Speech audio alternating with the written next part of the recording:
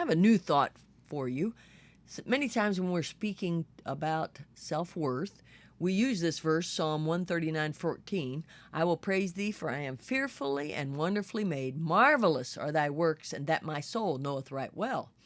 Well, I'm going to talk today to you about the problem of thinking you're special. Loretta, you mean it's bad that I think I'm special? I'm going to show you a verse that shows us that we got to be careful about how we think about ourselves. Isn't it's so puzzling because that verse, and we talk to you ladies about liking yourself and thinking you're good and all that. And then I use this verse, which is Galatians 6:3. For if a man think himself to be something when he is nothing, he deceiveth himself. See? Well, what is Paul saying there to the Galatians? He's saying you got to be careful about how much you think about yourself. It's not that am I good or am I bad? It's how much do you think of yourself? There's nothing worse than being around a self-centered person, ladies. I'm dealing with somebody right now, and this person has caused another individual quite a bit of heartache. And when I talk to that person, the person constantly tells me how much he doesn't have this and his life is this way. He doesn't think a bit about all the trials and heartache he's brought to the other individual. That's because he's very self-centered. And when you can't think outside your little box, that's when you're being self-centered. Like when I was recently in a pretty hard situation. I was around somebody, and I started feeling sorry for myself because I had to be there. Then all of a sudden I realized, you know what? This is hard for that person too.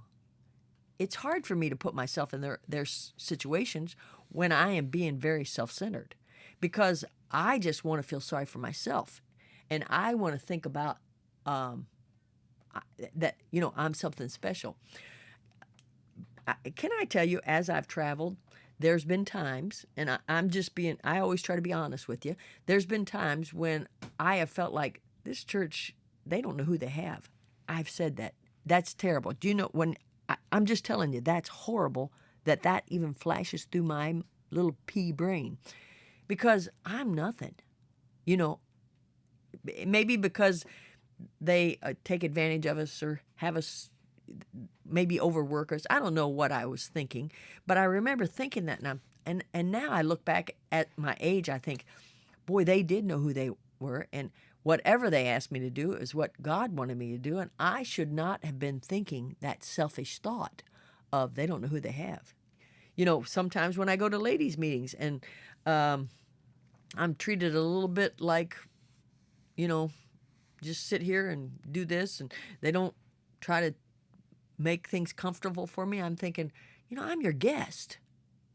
Aren't you supposed to? And I think that way. And then I have to catch myself and say, wait a minute, for if a man think himself to be something when he is nothing, he deceives himself. When I get into a situation and I start saying somebody should be doing something for me, do you know I do this with my kids too? Sometimes they're adult children and they don't always treat me the way that I think they're supposed to treat me. And then I have to stop myself and say, wait a minute. For if a man think himself to be something when he's nothing, he deceiveth himself. Just because they're my kids doesn't mean they have to treat me a special way. Now, maybe they should, maybe they shouldn't. I don't know. But it's not up to me to judge. It's up to me to be kind, and I can only control how I treat other people. And a little bit of how I'm treated is according to how I treat other people. That's what you got to realize. So let's all be careful. Yes, we are fearfully and wonderfully made. Yes, we are special to God. But you got to be careful about thinking you're special, especially in certain situations. Rejoice in the Lord always. And again, I say rejoice.